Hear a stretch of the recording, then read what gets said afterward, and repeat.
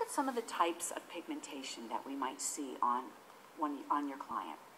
Well, obviously, we see freckles. Freckles are something that we commonly see in children, and we're finding that freckles generally are something that is genetically inherited. It's due to a dominant gene that's very prevalent in people with very light skin or red hair, and it seems to really express itself when you're a child up till about puberty. Once puberty sets in and then in adulthood, you see less freckles than you do with a young child. And obviously this is instigated by exposure to UV radiation. Now, the thing about freckles is they fade in winter, and this shouldn't be confused with something known as a lentigine or an age spot, which may on superficial appearance look like a freckle, but it does not fade in the winter. And this is really, age spots are really the result of years of exposure to UV radiation.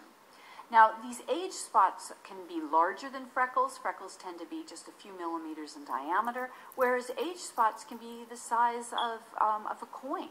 And oftentimes you see as people get older, they have large circular patches on their skin and their hands, and because it comes with age, it's really the result of years of accumulation of mostly exposure to UV radiation that leads to these pigmentation spots known as lentigines or age spots.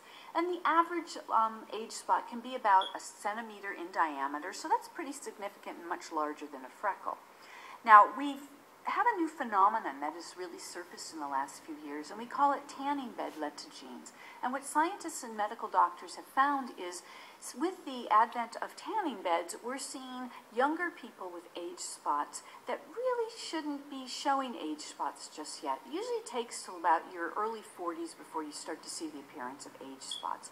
By the time you're 60, 90% of the population is going to have age spots somewhere on them, on their hands, oftentimes depending on what side of the car you drive in, where your arm, whether it's this arm that extends out the window or this arm, you'll have more age spots on that arm or hand as well.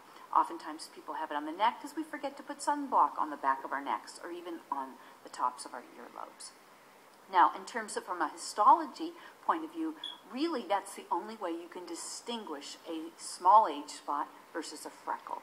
We know that the age spots tend to have flattened ridges. That's the region between the dermis and the epidermis here. And well, we want it to have like finger-like projections so that you increase the surface area and get more capillary oxygen and nutrients to that lower epidermal layer. What we find when we have age spots is it's flattened out. There's less surface area, and there's even an accumulation of melanocytes in that region, which is probably what gives that pigmented appearance to the skin. Another form of pigmentation that we need to address is hormonally induced, and this is called melasma, often called chloasma. And generally you see this, it's referred to as the mask of pregnancy. You see it in a lot of women who are pregnant or taking birth control pills. It can last up to 5 years after the pregnancy is long over, or even after they stop taking the birth control pills. We often see it as a very symmetrical hyperpigmentation on the cheeks, the chin, the upper lip area. Less often it's down here on the along the jawline or on the forehead. It mostly concentrates itself here on the cheeks and on the upper lip and chin area. It can also be stimulated by certain fragrances, or even men can find that an aftershave with its alcohol and they go out in the sunlight can trigger something that looks like melasma. Obviously, melasma is more prevalent in women, but men have been shown to have it as well. We know that about 75% of pregnant women are probably going to have this mask of pregnancy, and about a third of the women taking birth control pills or some type of hormone replacement therapy are going to show signs of pigmentation due to this as well.